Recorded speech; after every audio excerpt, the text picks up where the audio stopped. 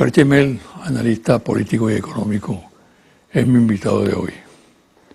Con él y también con Mariclín Stelling hicimos un programa el año pasado, ya próximo a las vacaciones, donde tocamos temas muy importantes. Señalamos que venían fechas que podían significar desajustes, situaciones críticas, como era el 10 de enero, que era la juramentación del presidente Maduro para su segundo periodo, y la fecha del 23 de enero, que había sido ya anunciada como fecha para marchas tanto del gobierno como de la oposición. Bueno, vamos a entrar por allí, a esta entrevista. ¿Por qué, por ejemplo, me interesa preguntarte lo siguiente? ¿Por qué fracasó lo que se planificaba por el 10 de enero? Vivimos una situación muy tensa con motivo de esa fecha. Se hicieron pronósticos terribles de que iba a pasar, de que Maduro no se podía juramentar, de que venía un golpe militar, de que sería detenido por los militares. El caos fue. Sin embargo, no ocurrió nada. En lugar de la violencia, se impuso la paz. ¿Qué demostró eso? Sí, bueno, yo creo que hay que destacar que 8 de cada 10 venezolanos rechazan la violencia como instrumento de protesta. Rechaza las guarimbas, los trancazos. 8 de cada 10 venezolanos está a favor, por el contrario, del diálogo, de la conciliación, de la concertación. Y además, en promedio también 80% de los venezolanos rechaza cualquier intervención internacional. Así que se impuso el 10 de enero. Se impuso la paz. Es lo que arrojaba como resultado las encuestas. Claro. ¿No? Lo importante dentro de la estrategia insurreccional, recordemos que en este mes se inicia la 5ª tentativa insurreccional contra el presidente Maduro durante todo el ejercicio de su mandato. La 5ª tentativa insurreccional. De alguna manera, con esta ola de rumores, los instrumentos mediáticos, las redes sociales están siendo utilizadas a través de falsas noticias, mentiras, falsificaciones de la realidad, está siendo utilizado para crear intranquilidad, desconcierto, incertidumbre, neurosis en la sociedad venezolana, como uno de los objetivos claves de esta estrategia. Los rumores que se tejieron alrededor del 10 de enero forman parte de esta estrategia en su dimensión mediática. Todo eso fracasó. Recuerda que aunque no se hayan producido hechos violentos, eventos que nadie quiere, el malestar, la intranquilidad, la neurosis se acumula, no desaparece. Y eso es un ingrediente fundamental en esta estrategia insurreccional, la creación, generación de una neurosis colectiva. Yo te agregaría que además crea en los temerarios, los que están empeñados en la violencia, de desesperación. Fracasamos el 10, no podemos hacer lo que estaba planificado. Entonces vienen con esa carga de preocupación, de angustia, porque no han logrado imponer su propósito. Pero dentro de la lógica insurreccional, dentro de la lógica de esta estrategia insurreccional, está la creación de estos episodios que generan intranquilidad e incertidumbre.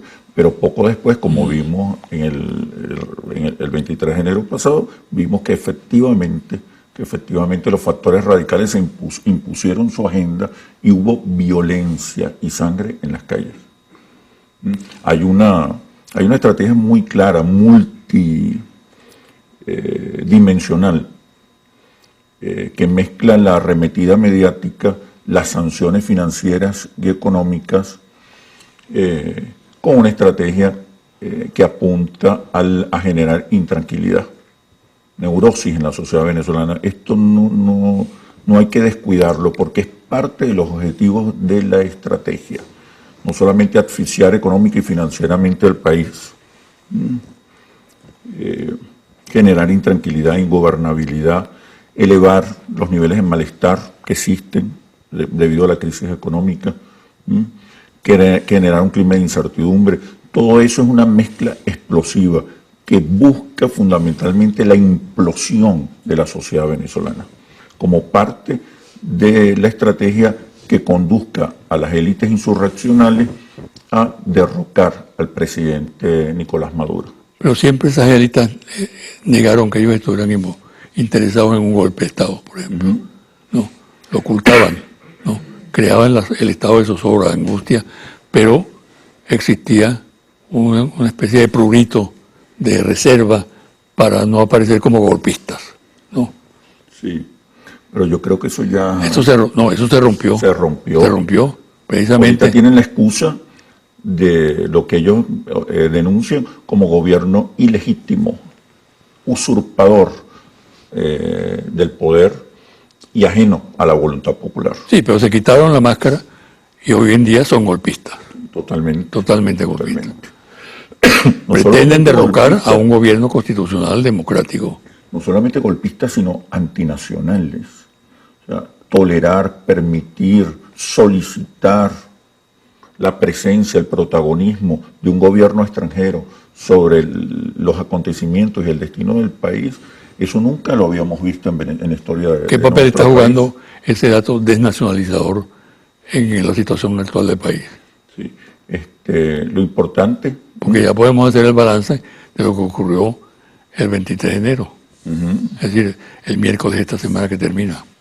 Sí, yo creo que uno de los aspectos clave de este proceso es que se devela claramente que la dirección política de la estrategia insurreccional y de la estrategia de la oposición más radical no está en manos de venezolanos, sino de factores internacionales. Por primera vez los factores internacionales asumen la dirección política exclusiva, desechando y apartando incluso otros factores de la oposición. Sin pretender dramatizar eso, indudablemente que es lo más grave que ha ocurrido. Gravísimo. Gravísimo, extremadamente grave en el mundo entero. No solamente en el caso de Venezuela. Se está sentando un precedente muy grave. De hecho, las decisiones que toma el líder emergente de la oposición, las decisiones que toma el pasado 23 de enero, fueron inconsultas con el resto de la oposición. El resto de la oposición no tenía ni idea de que se iba a realizar ese anuncio.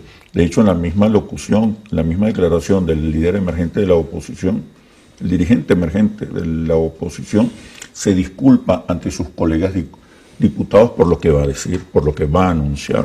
Entonces, es peligroso, sobre todo tomando en cuenta que la injerencia internacional no solamente busca el derrocamiento del presidente constitucional de Venezuela, Nicolás Maduro, busca la implosión de la sociedad venezolana, la desintegración de sus instituciones, la fractura de su territorio.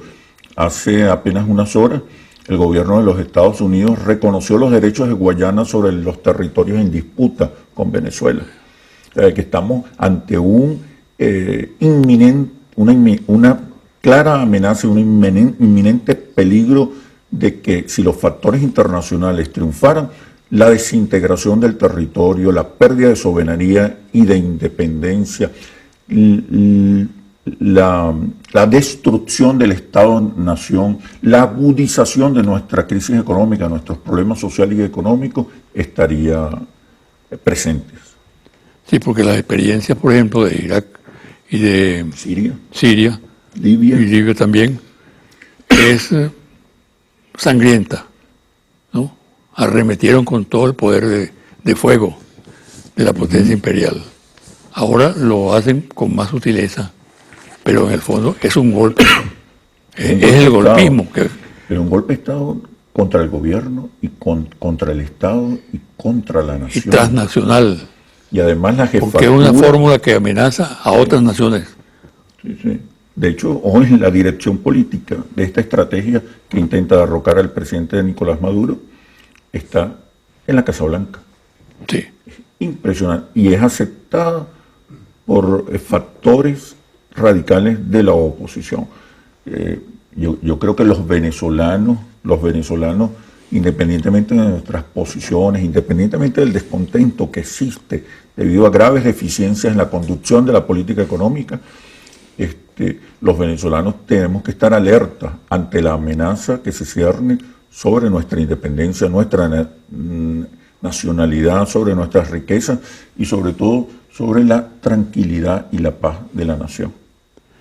Y yo creo que ese sentimiento de rechazo a lo que ha ocurrido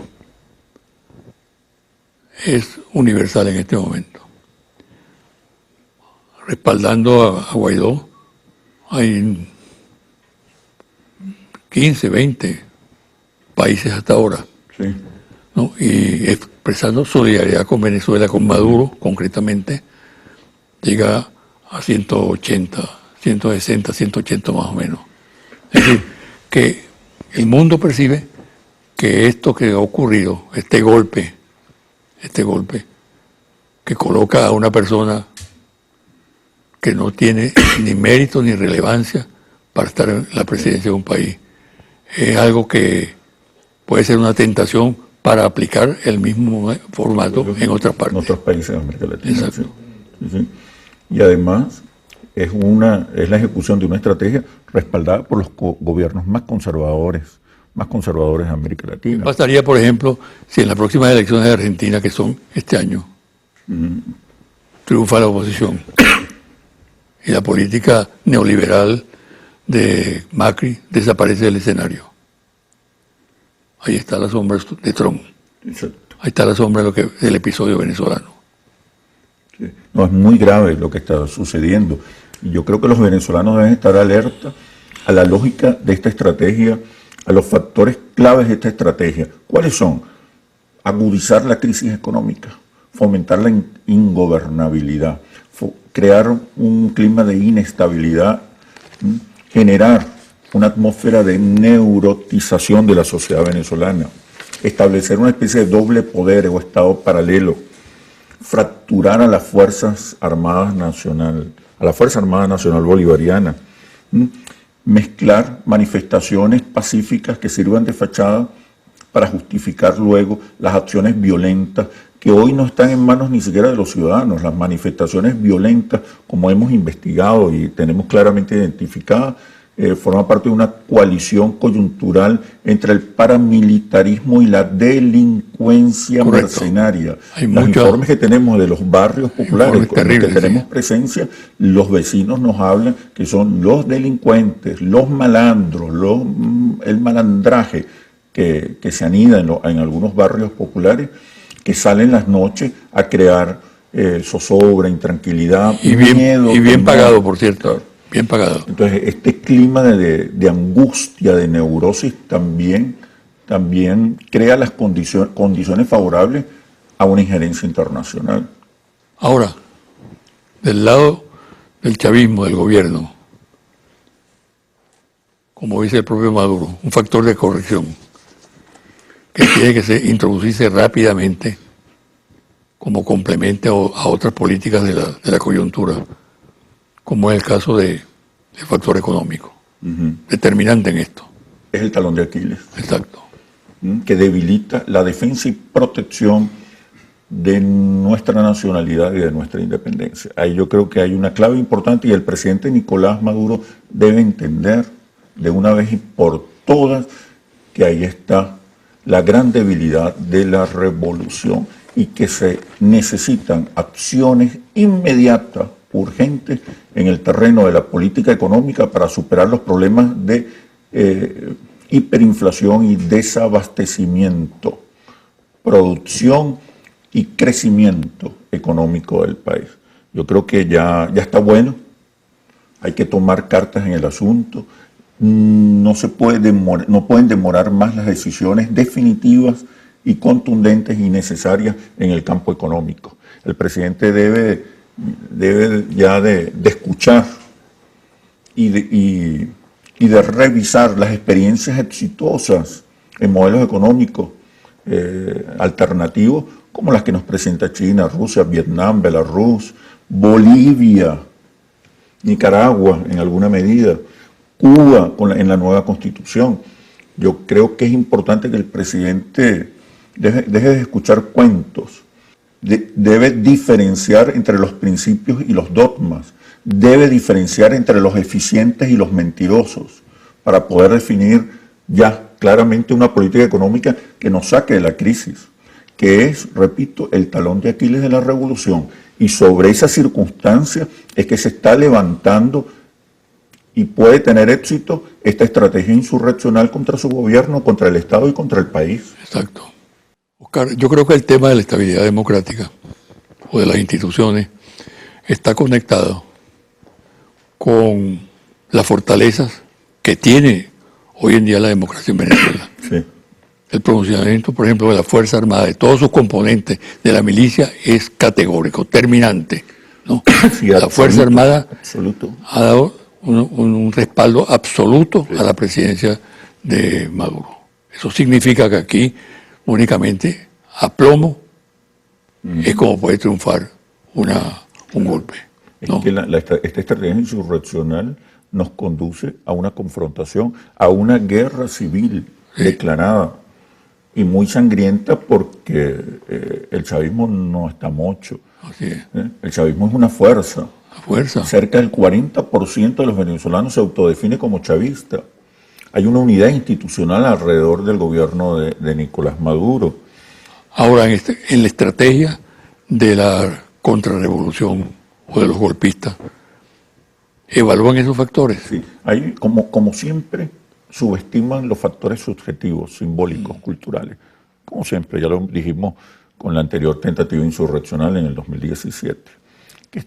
¿Qué no están tomando en cuenta? El respaldo popular que mantiene la revolución, que es un respaldo significativo, a pesar de las dificultades y del descontento. Además, en tiempos de confrontación, de polarización, aparecen chavistas hasta debajo de las piedras. El chavismo se atrinchera, se radicaliza, se cohesiona y se expresa. Otro elemento importante es la hegemonía cultural simbólica del chavismo, los marcos interpretativos de la realidad. La subjetividad dominante en el país es una subjetividad y unos marcos simbólicos y culturales muy influenciados por el discurso bolivariano. Ahora, en eso que tú estás señalando, creo que debe incluir lo siguiente: la confianza y el entreguismo de los factores criollos venezolanos internos por el tutelaje exterior. Es decir, el tutelaje de la Casa Blanca es impresionante, ¿no? Esta gente que actúa en Venezuela y los venezolanos que están comprometidos con esta política son una gente que perdió todo sentido de la ética y la moral, ¿no? Eso de colocar a son élites que hubiesen preferido nacer en Miami y no en Venezuela. Exacto. La designación, como tú dices, que incluso muchos de sus compañeros no estaban enterados. La Asamblea Nacional no estaba enterada de los anuncios de un autoproclamado presidente, un presidente de plastilina, no, que no tiene apoyo en nada, no tiene ni acceso a Miraflores, ni tiene respaldo de la Fuerza Armada, ni tiene respaldo de ninguna de las instituciones del país, ni de la Fiscalía, ni del Ministerio Público, absolutamente nada. Está montado en el aire. Y un respaldo minoritario en la comunidad internacional, Claro. Que los medios conservadores sobredimensionan y exageran. Han manipulado. Pero el 70% de los países del planeta acepta la legitimidad del gobierno constitucional del presidente Nicolás Maduro. Sí. Bueno, pero también... Otro elemento que puede debilitar esta estrategia insurreccional es que la violencia prolongada genera rechazo en la población. Las guarimbas del 2017 recibieron el 81% de rechazo y desacuerdo por parte de los venezolanos. Yo creo que eso es importante. ¿Cuánto tiempo puede durar esta situación actual, en este momento, ¿no? En que hay un presidente gobernando en Miraflores? Justamente el jueves de esta semana se instaló el nuevo año judicial, la escena impresionante de los magistrados, de todo el poder judicial allí, funcionando normalmente, ¿no? Las Fuerzas Armadas se pronunció a favor Exacto. de la constitucionalidad del mandato de Nicolás Maduro de manera unánime y absoluta. Exacto. Falta que algunos factores de la oposición, algunos factores democráticos se pronuncien también ante lo que es una descarada injerencia Que están internacional. estudiando la situación para hacerlo. Tengo entendido que hay un movimiento en ese sentido. Todos los venezolanos, patriotas, nacionalistas, con un mínimo de conciencia patriótica, deberían rechazar esta descarada injerencia internacional. Ahora, ¿tú no crees que la estabilidad democrática e institucional depende también, en buena medida en este momento, de las medidas económicas que se tomen? Claro. El éxito de esta estrategia insurreccional va a depender o está basada fundamentalmente en el descontento por la crisis económica. Está basada fundamentalmente en el malestar. Y sobre ese malestar y ese descontento es que se activa la estrategia insurreccional. ¿Qué hace falta? Como decíamos antes, es necesario un golpe de timón con respecto al rumbo de la economía. ¿Okay? Hay que, como dirían algunos camaradas, en su momento es el momento de desechar las ilusiones y prepararse para la lucha, y la lucha crucial está en el campo económico.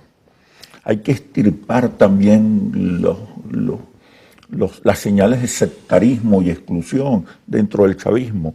Hoy más que nunca hay que convocar a los chavistas críticos, pero también a los sectores medios de la población, a las clases medias populares, a los empresarios, a los profesionales. Hay que dejar a un lado la soberbia, la prepotencia.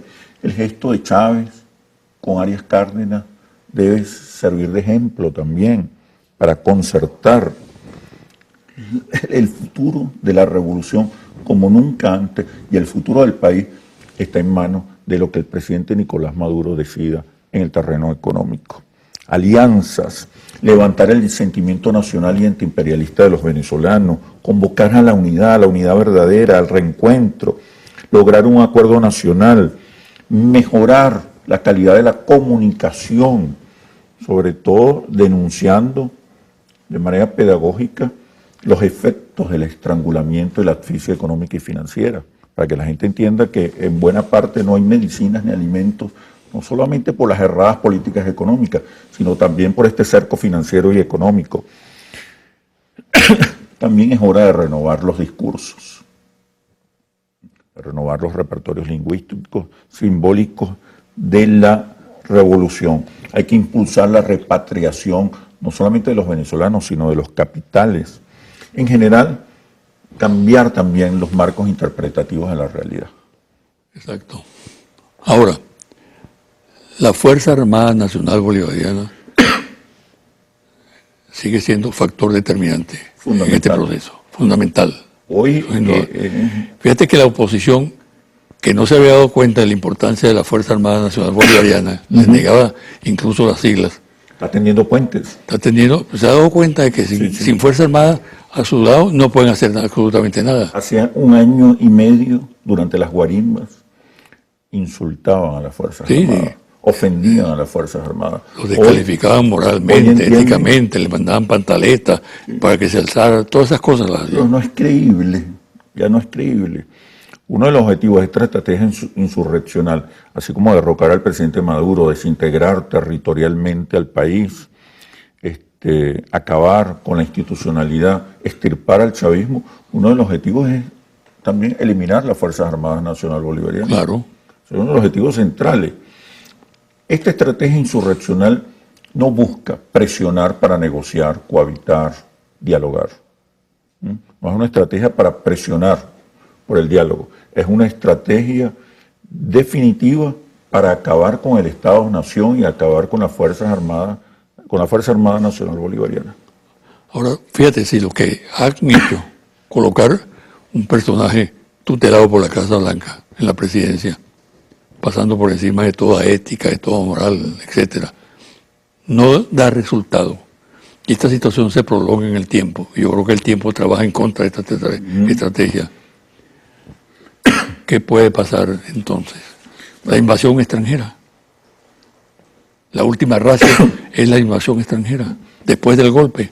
Sí, yo creo que esta estrategia, del golpe fracasado. Claro, yo creo que esta estrategia apunta a una implosión social e institucional de la sociedad venezolana, que ocasione finalmente la salida del presidente Maduro. Si eso no funciona, la otra carta bajo la manga es la intervención internacional. Pero yo veo más claro que nunca que hay una decisión por parte de los sectores más radicales del imperio norteamericano, una decisión clara, muy clara, de acabar con esto, de acabar por las malas con el proceso revolucionario. Ellos quieren acabar fundamentalmente con el ejemplo. Es contaminante el ejemplo venezolano. Porque la política de respuesta a todas las políticas que maneja Estados Unidos en el mundo hoy en día. Bueno, hay experiencias concretas, Siria, Irak, Libia. Yo creo que dentro de la estrategia de dominación, de la estrategia hegemónica de las potencias, está la de caotizar a algunos países, que impida que se conviertan en adversarios, enemigos de las políticas que se dictan en el imperio, o que rompan la correlación de fuerzas que hoy favorece al imperio norteamericano. ¿Y lo puede hacer? Los imperios siempre se atreven a hacer cualquier cosa. Usted me habla de la intervención. Yo creo que si no tiene los éxito, imperios no son eternos. La implosión social. La historia dice que todo la intervención. En algún momento las crisis internas que viven los imperios terminan sepultando los imperios. Han desaparecido a través de la historia muchos imperios, incluso más poderosos que el imperio de Trump. Pero durante ese cortejo fúnebre arrastra a muchos países, a muchas sociedades, a muchas comunidades. Declina, pero el daño ya está hecho. Yo creo que los venezolanos tienen que entender claramente que esto no es cualquier cosa, que hay una amenaza profunda, contundente, muy clara contra la estabilidad, la independencia y la soberanía. Lo que es también muy importante, la integridad territorial. Una caotización del país, un derrumbamiento de sus instituciones, una implosión social ocasionaría que muchas de las disputas territoriales se decidirían por la fuerza y a favor de los países adversarios. Los diferentes limítrofes con Colombia, con Guyana, con Brasil. Es el escenario perfecto para humillar y despojar al país de sus territorios. El optimismo cuenta mucho en el ánimo de los venezolanos hoy en día. Creo que hay más optimismo en el chavismo y en otros sectores democráticos del país. Y que con esta situación que se ha planteado se va a incrementar aún más. Porque el país está tomando en cuenta los recursos que tiene y la capacidad del pueblo para resistir. E instituciones como la Fuerza Armada, que son una garantía y un estímulo. Que ese sentimiento es más poderoso que el pesimismo. Y los adversarios... Y con eso quisiera, con una reflexión tuya sobre el particular, que tú enviaras un mensaje a los venezolanos. A todos, sin exclusiones. Una de las debilidades de esa estrategia sigue siendo desestimar las matrices culturales y simbólicas que están arraigadas en la sociedad venezolana y muy influenciadas por el chavismo. Quebrantar eso no va a ser fácil. Yo creo que se va a imponer definitivamente la voluntad democrática, el deseo inquebrantable de paz, de justicia, de estabilidad, de hermandad, de solidaridad que existe en la sociedad venezolana. Se va a imponer la sensatez, se va a imponer también la claridad en el manejo de la política económica. Yo confío en que el presidente Nicolás Maduro entienda que la debilidad más gruesa de los mecanismos de defensa y protección de nuestra soberanía e independencia están en la recuperación económica, están en el modelo económico. El modelo estatista fracasó, el modelo económico de la revolución bolivariana fracasó, se hundió, no sirve. Históricamente está demostrado, ahí están las experiencias de Cuba y otros países del socialismo real. Han emergido economías de esos países mucho más vigorosas. ¿Por qué? Porque han entendido que no hay socialismo, no hay justicia, no va a haber prosperidad y bienestar si no hay capitalistas. Es decir, si no se impulsa el desarrollo de las fuerzas productivas. Los venezolanos tenemos que entender, además, que el país es de todos y lo construimos entre todos, que todos somos la solución. El país definitivamente va a entender que el futuro está en manos de su voluntad democrática y de sus deseos de paz y estabilidad. Méteme en ese análisis el factor histórico, que este es un pueblo de historia. Es un pueblo de libertadores, Claro. un pueblo muy noble, muy solidario, y que ha aprendido a amar la paz y la democracia como pocos pueblos en el mundo. Así es. Buena suerte. Bueno, Muchas gracias. hasta pronto.